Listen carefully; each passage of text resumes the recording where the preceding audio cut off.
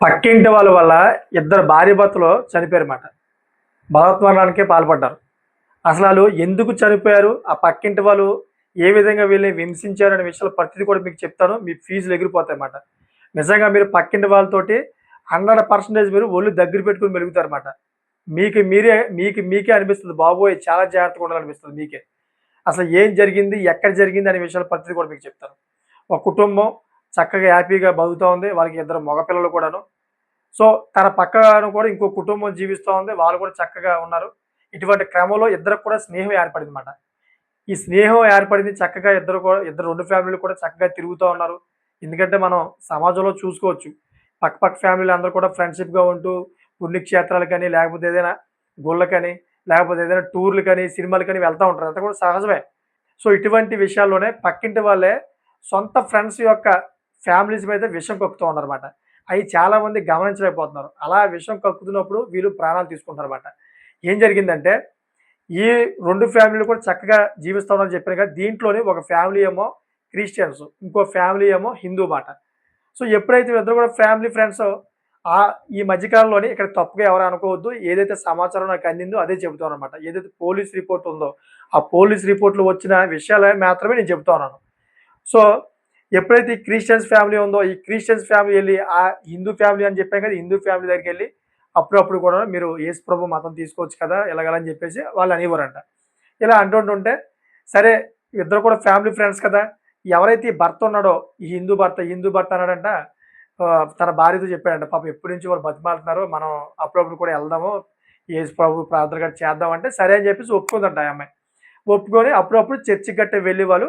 చక్కగా ప్రార్థనలు గట్టా చేసేవారంట. వీళ్ళు నలుగురు కూడా వెళ్లి వచ్చేవారంట. ఇటువంటి క్రమంలోనే ఈ మధ్య కాలంలోని ఈళ్ళిద్దరు ఆలుమగలు కూడాను మీరు మతం తీసుకోవట్లేదు, మతం తీసుకోండి అని చెప్పేసి ఈళ్ళని కొంచెం బలవంతం పెట్టారంట. ఇటువంటి క్రమంలోనే ఎవరైతే ఈ హిందూ భార్యాభర్తలు ఉన్నారు కదా! దీంట్లో భార్య ఏం చేసిందంటే, ససేమిరా మేము తీసుకోము. మాకిష్టం లేదని చెప్పి చెప్పిందంట. ఎవరిష్టం ఆళ్ళది కదా ఇక్కడ. ఇక్కడ ఎవరిని తప్పు పడతల. ఎవరిష్టం ఆళ్ళది కాబట్టి ఆవిడ చెప్పిందంట.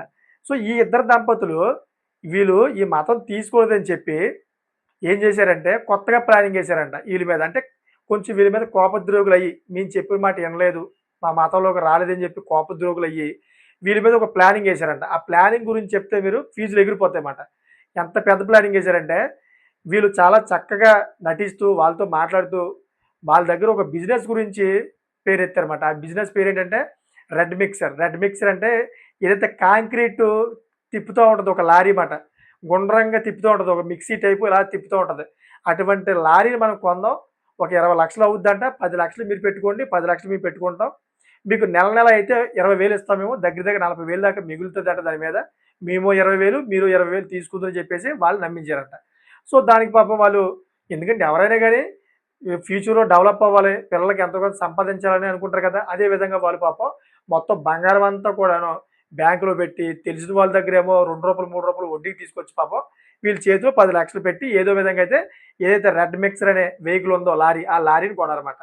ఆ లారీని కొన్న తర్వాత మరి వాళ్ళు ఎక్కడ పెట్టారో తెలీదు గానీ, ఒక 3 నెలలైతే వీళ్ళు ఏం చేశారంటే ఈ హిందూ భార్యాభర్తలకు 3 నెలలైతే ప్రతి నెల కూడా 25,000 చెప్పించారంట. ఆ తర్వాత కానించి మొఖం చాటేసారంట. డబ్బులివ్వడం మానేసారంట. ఆ తర్వాత ఎవరైతే హిందూ భార్యాభర్తలు ఉన్నారో వీళ్ళిద్దరూ కూడా వాళ్ళని అడుగుతూ ఉంటుంటే, మా దగ్గర డబ్బులు లేవు. అది ఇది అని చెప్పి ఏదో ఒక మాట చెప్తూ, మాట చేజారుతూ ఉన్నారంట. సో, ఎప్పుడైతే ఇలాగ వీళ్ళకి అర్థమైందో, ఇంకా ఈళ్ళు ఏం చేశారంటే వాళ్ళతో వాగ్వాదానికి దిగారన్నమాట. మా డబ్బులు మాకిస్తారా ఇవ్వరా అని. ఇలాగ ఇద్దరి మధ్య కూడాను మనస్పర్ధలు పెరిగిపోయాయి.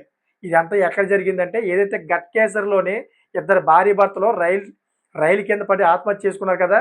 ఆ సంఘటన మీకు చెప్తున్నానన్నమాట. ఆ సంఘటన జరిగిన ఎనకాల కథనాలన్నీ కూడాను. వాళ్ళు చనిపోవడానికి ప్రధానమైన కారణాలన్నీ కూడా మీకు చెబుతానన్నమాట. వాళ్ళకి ఇద్దరు పిల్లలున్నారు. మగపిల్లలు. వాళ్ళిద్దరు మగపిల్లలు కూడాను పోలీసు ఎంక్వైరీ ఏదైతుందో పోలీస్ ఎంక్వైరీలో విస్తుపోయే విషయాలన్నీ కూడా చెప్పారండి వాళ్ళు. ఇక్కడ నేను ఏ మతాన్ని కూడా తప్పు పడతలేదు. వాళ్ళ సంఘటనల గురించి చెప్తున్నాను. వాళ్ళ కుటుంబం ఏ సంఘటనలున్నాయో, ఆ సంఘటన జరిగే విషయాల గురించే మీకు చెప్తానన్నమాట. సో, ఎప్పుడైతే వీళ్ళిద్దరికి మనస్పర్ధలు పెరిగిపోయాయో 2 కుటుంబాలకే, ఇంకా వీళ్ళేమో వాళ్ళని ఒత్తిడి చేయడం, వాళ్ళేమో వీళ్ళకి డబ్బులు లేవు, ఏమి లేవు అన్నట్టుగా మాట్లాడినట్టున్నారు. ఇంకేం చేశారంటే, ఈళ్ళు పక్కనే ఉన్నారు కదా! వీళ్ళ వల్ల మాకు వేధింపులు ఎక్కువైపోతాయని చెప్పి ఎవరైతే హిందూ భార్యాభర్తలున్నారో వాళ్ళు, వీళ్ళతో మాకు వేధింపులు ఎక్కువైపోతున్నాయి, వీళ్ళ మొఖాలు చూడలేకపోతున్నాం అనుకున్నారో ఏమో తెలీదు గానీ, వాళ్ళు అక్కడి నుంచి వేరే కొత్త ఇంట్లోకెళ్ళిపోయి అక్కడ అద్దెకున్నామని చెప్పేసి ఆ రోజు నైట్ అంట పాపం మొత్తం అంతా ప్యాకింగ్ చేశారంట. ఇంట్లో పిల్లలు కూడా చెప్పారన్నమాట. మొత్తం అంతా ప్యాకింగ్ చేసి పెట్టారంట. సరే ప్యాకింగ్ చేసి అటు పెట్టి, మేము ఇప్పుడే వస్తామని చెప్పేసి వెళ్లారంట ఆళ్ళు. ఎక్కడికి? ఏదైతే రైల్వే లైన్ ఉందో, రైల్వే లైన్ వైపు వెళ్లి, ఒక గంట సేపయితే ఎవరైతే ఇతని ఫ్రెండ్ ఉన్నాడో, ఈ ఫ్రెండ్‌కి ఫోను చేసి మాట్లాడాడంట. ఫోను చేసి మాట్లాడి, ఈటికి సంబంధించిన ఫైనాన్షియల్ విషయాలన్నీ కూడా మాట్లాడుంటాడు. మాట్లాడిన తర్వాత ఫోను పెట్టేసి, తన పిల్లవాడికి ఫోను చేసి, "అమ్మ మీరు భోజనం చేసేయండి. మేము వస్తాం. కొద్దిగా లేట్ అవుద్దని" చెప్పారంట. అప్పటికి కూడా పిల్లవాడికి అనుమానం వచ్చింది పాపం. డాడీ ఎక్కడున్నారు మీరు? అసలు ఏం చేస్తున్నారు? తొందరగా రండి డాడీ మేము ఒక్కరే ఉన్నాం అని చెప్పంటే, లేదమ్మా మేము వచ్చేస్తాం. కొద్దిగా లేట్ అవుద్ది. మీరు భోంచేసి పడుకోండి అమ్మా అని చెప్పేసి అన్నారంట. అప్పటికి వాళ్ళ పెద్ద కుర్రవాడు ఎవరైతే పెద్ద కొడుకు ఉన్నాడో, పెద్ద కొడుకు పాపం డౌటొచ్చింది. చిన్న పిల్లాయన గాని డౌటొచ్చింది. కరెక్ట్‌గా రాత్రి 12 గంటలకు ఫోను చేశాడంట. రాత్రి 12 గంటలకు ఫోను చేస్తే ఫోను ఎత్తట్లేదు. ఎన్ని సార్లు చేసినా కూడా ఫోను ఎత్తట్ల. ఎత్తపోయేటప్పటికి వాళ్ళ బంధువులు ఎవరైతే ఉన్నారో పెద్దమ్మాలు, అదేవిధంగా మేనత్తాలు వీళ్ళందరూ ఉంటారు కదా! మేనమామలు గట్టా, వీళ్ళ నానమ్మలు అందరికి కూడా ఫోను చేసి, "ఈ విధంగా మాకు ఫోను చేశారు వాళ్ళు. మీరు జాగ్రత్తగా ఉండండి. తమ్ముడిని బాగా చూసుకో నువ్వు" అని చెప్పేసి జాగ్రత్తలు చెప్పారు మాకు. "మేము వచ్చేస్తాం. మీరేం కంగారు పడొద్దు" అన్నారు మాతోటి. కానీ ఫోను చేస్తే ఫోను ఎత్తట్లేదమ్మా అని చెప్పి వాళ్ళ నానమ్మకో ఎవరికో చెప్పాడంట ఆ కుర్రోడు. చెప్తే ఇంకేముంది ఇమ్మీడియేట్‌లీగా అయితే మొత్తం అంతా కూడా వెతికిలాడారు. పోలీస్ స్టేషన్‌లో కంప్లెయింట్ చేస్తే పలానా రైల్వే ట్రాక్ మీద 2 మృతదేహాలు దొరికాయని చెప్పేసి వీళ్ళకి మెసేజ్ వచ్చింది. వెళ్లి చూస్తే వీళ్ళ తల్లిదండ్రులమాట. ప్రధానమైన కారణాలు ఎప్పుడైతే ఈ విషయం తెలిసిందో ఇంకేముంది, ఈ పిల్లల దగ్గరికైతే పోలీసులొచ్చారు. ఏ విధంగా చనిపోయారు అన్నీ కూడా ఎంక్వైరీ చేస్తే విస్తుపోయే విషయాలమాట. పక్కింటి వల్లే ఈళ్ళిద్దరూ కూడా భార్యాభర్తలు ఆత్మహత్య చేసుకున్నారు. పక్కింటి వాళ్ళు ఈ కుటుంబం ఏదైతే ఉందో భార్యాభర్తలు ఈ మతం తీసుకోమని చెప్పేసి బాగా ఒత్తిడికి గురి చేశారు. ఆ ఒత్తిడికి గురి చేయడంతోటి వీళ్ళు ఒప్పుకోలేదు. ఒప్పుకోకపోవడంతోటి వీళ్ళ మీద కచ్చ పెట్టి ఏదో ఒక వ్యాపారం పేరుతోటి ప్లానింగ్ వేసి వాళ్ళని దాంట్లో మోసం చేశారీళ్ళు. ఆ మోసానికి గురవ్వడం, ఆ డబ్బులు రాకపోవడం, అదే విధంగా బయట నుంచి వడ్డీకి తెచ్చిన వడ్డీలు ఎక్కువైపోవడం, బంగారం బ్యాంక్‌లో పెట్టారు దానికి కూడా వడ్డీ ఎక్కువైపోవడం, బంగారం విడిపించుకోలేకపోవడం, ఇలాగ విపరీతమైన ఒత్తిడికి గురైపోయి ఏం చేయలేని పరిస్థితిలో పాపం ఇద్దరు భార్యాభర్తలు కూడా ఎళ్లి రైల్వే ట్రాక్ కింద తలబెట్టి చనిపోయారని చెప్పేసి పోలీస్ ఎంక్వైరీలో క్లియర్ కట్‌గా అయితే ఇద్దరు పిల్లలు కూడా చెప్పారన్నమాట. ఈ విధమైనది జరిగింది. మా పక్కింటి అంకులు, ఆంటీ కూడా ఈ విధంగా మా అమ్మ, నాన్న ఈ విధంగా ఇబ్బంది పెట్టేవారు అని చెప్పేసి క్లియర్ కట్‌గా మొత్తం అంతా పూసగుచ్చినట్టు చెప్పారన్నమాట. ఇది జరిగిన విషయం.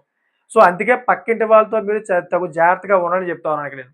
పక్కింటి వాళ్ళు ఏ మతమైనా గాని పక్క ఇంటి వాళ్ళతో అయితే మీరు జాగ్రత్తగా ఉండండి. ఎందుకంటే వాళ్ళు మీ మీద ఏ విధమైన విషమైనా కక్కచ్చు. వాళ్ళు ఫైనాన్షియల్‌గా మీరు ఎదిగిపోతున్నారని చెప్పేసి ఆ విధంగానే విషం కక్కచ్చు. లేకపోతే వాళ్ళకి నచ్చిన విధంగా ఉండట్లేదని చెప్పేసి మీ మీద విషం కక్కచ్చు. లేకపోతే మీరు వాళ్ళ ఎదురుంగానే చక్కగా మంచి లగ్జరీగా బతుకుతున్నా గాని, మంచి మంచి బట్టలేసుకున్నా గాని, పక్కింటి వాళ్ళు ఈర్ష్‌తో అయితే మీ మీద విషం కక్కచ్చు. అంటే బోలెడు విధాలుగా ఉంటాయన్నమాట. అందుకే పక్కింటి వాళ్ళతోటి ఇప్పుడు కూడాను చాలా జాగ్రత్తగా ఉండాలి. చాలా జాగ్రత్తగా లేని పక్షంలో ఇప్పుడు జరిగింది కదా! గత కేసులో ఏదైతే సంఘటన జరిగిందో, అటువంటి సంఘటన మీకు కూడా జరిగే అవకాశం ఉంటదని చెప్పేసి, ఏదైతే వార్త ఉందో తీసుకొచ్చి మీకు చెప్తున్నానన్నమాట. ప్రతి ఒక్కరు కూడా తగు జాగ్రత్తగా ఉంటారని. పక్కింటి వాళ్ళైనా గాని, ఎదురింటి వాళ్ళైనా గాని, పై ఇంటి వాళ్ళైనా ఎవరైనా గాని, మీరు వేరే వాళ్ళతోటి ఏదైనా ఫ్రెండ్‌షిప్ చేసినప్పుడు, వేరే ఫ్యామిలీస్‌తో మీరు కలిసికట్టుగా ఉన్నప్పుడు, తగు జాగ్రత్తగా ఉండండి. ఎందుకంటే మీలో మీకే మనస్పర్ధలొస్తే గనక, అది ఎటువైపు దారి తీస్తుందో తెలీదు. ఎందుకంటే చాలామంది ఫ్యామిలీలు ఈ విషయం కూడా చూసానన్నమాట. ఫ్రెండ్‌షిప్‌గా ఉంటారు. ఫ్రెండ్ పెళ్ళానికే వాడి ఫ్రెండ్ లైనేస్తారన్నమాట. అది ఎంత కరెక్ట్ చెప్పండి ఒకసారి? ఎందుకంటే అటువంటి వెధవలు ఉన్నారు. వాళ్ళకి కళ్ళు గట్టా మూసిపోతాయి ఆ సమయాన్ని. అది ఫ్రెండ్ పెళ్ళం, అది నాకు చెల్లెలవుతది. కరెక్ట్‌గా అటువంటి విషయాల్లో చేయకూడదు మనం. ఆ విధంగా అయితే ఆ అమ్మాయికి లైనేయకూడదనే విధం ఏం ఉండదుమాట. అది ఫ్రెండ్ పెళ్ళమైనా, ఎవరి పెళ్ళమైనా గాని ఆడికి లైనేసేయాలి. ఏదో విధంగా అయితే ఆ అమ్మాయిని పడగొట్టాలి. ఈ విధంగా ఆలోచనలుంటారు. అటువంటి వ్యక్తులతో కొంతమంది ఫ్రెండ్‌షిప్ చేస్తారు. ఈళ్ళ ఫ్యామిలీ, ఆళ్ళ ఫ్యామిలీ చక్కగా తిరుగుతారు. కానీ ఇటువంటి ఈ పక్కింటి వ్యక్తి మంచోడు కాదు. ఆ వ్యక్తి ఏం చేస్తాడు ఈడి పెళ్ళానికి ఎలుగుతాడనమాట. మళ్ళీ మనస్పర్ధలు పెరుగుతాయి. లేకపోతే ఏదైనా అటువంటి చూడలేని పరిస్థితిలో ఇతను చూసాడంటే ఇద్దరిని కూడా చంపే ప్రసక్తి ఉంటదన్నమాట. ఇటువంటి సంఘటనలు జరుగుతూ ఉంటాయి. ఇటువంటి సంఘటనలు కూడా జరిగాయి కూడాను. మనం చూసాం కూడా. అందుకే ప్రతి ఒక్కరు కూడా చెబుతున్నాను మరీను. పక్కింటి వాళ్ళైనా గాని, ఎదురింటి వాళ్ళైనా గాని వాళ్ళతో మీరు సజావుగా ఉండండి. అది కూడా ఎంతవరకు ఉండాలో అంతవరకే ఉండండి. అంతేకాకుండా మేము ఒళ్ళు మరిచి ఆళ్ళతో తిరుగుతాము. ఆళ్ళు చాలా మంచివాళ్ళు అని జెప్పేసి గుడ్డితనంగా నమ్ముతూ ముందుకు పోయారనుకోండి, ఇటువంటి సిట్యుయేషన్‌లు జరుగుతాయన్నమాట. అందుకనే ప్రధానంగా చెబుతున్నాను. సో, మీకేమనిపిస్తుంది చెప్పండి? మీ లైఫ్‌లోని ఇటువంటి సంఘటనలు ఎప్పుడైనా మీరు చూసారా? కామెంట్ చేయండి. ఎందుకంటే చాలామంది ఫ్యామిలీస్‌లో ఇటువంటి సంఘటనలు జరుగుతూ ఉంటాయి. కానీ చెప్పుకోలేరు పాపం. ఎందుకంటే నాకు తెలుసు కదా! నేను కూడా ఫ్యామిలీ కాబట్టి నాకు తెలుసు కాబట్టి చాలామంది పాపం చెప్పుకోలేరు. ఆళ్ళ పక్కింటి ఫ్యామిలీస్ ఎవరైతే ఉంటారో వాళ్ళు కొంచెం ఎగస్ట్రాలు చేస్తా ఉంటారు. ఈళ్ళు నార్మల్‌గా ఉన్నా గాని ఏదో విధంగా డిస్టర్బ్ చేస్తా ఉంటారు. కానీ వీళ్ళేం చేస్తారంటే సర్లే వాళ్ళ కర్మాలు పోతారులే ఎందుకులే అని చెప్పేసి వీళ్ళు సైలెంట్‌గా ఉంటారు. అటువంటి వ్యక్తులు ఎవరైనా ఉంటే గనక కామెంట్ చేయండి. మీ లైఫ్‌లో అటువంటి అనుభూతి ఉంటే గనుక కామెంట్ చేయండి. ఇటువంటి వాటిల్ని ఏ విధంగా నిర్మూలించాలి అనే దాని మీద మీకు ఒకవేళ అవగాహన ఉంటే గనక దాని మీద కామెంట్ చేయండి. ఎందుకంటే చాలామంది చూస్తారు కాబట్టి వాళ్ళు కూడా చదువుతారు. కామెంట్స్ అన్నీ కూడాను వాళ్ళు కూడా ఎంతో కొంత నేర్చుకొని వాళ్ళు కూడా బయటపడతారన్నమాట. అందుకనే కామెంట్ చేయమని చెప్తాను. సో చూసారు కదా! ఇటువంటి లేటెస్ట్ ఇన్ఫర్మేషన్ ఎప్పటికప్పుడు మీ ముందుకు తీసుకొస్తాను. నా ఛానెల్ సబ్స్క్రైబ్ చేసుకోండి. Thank for watching friends.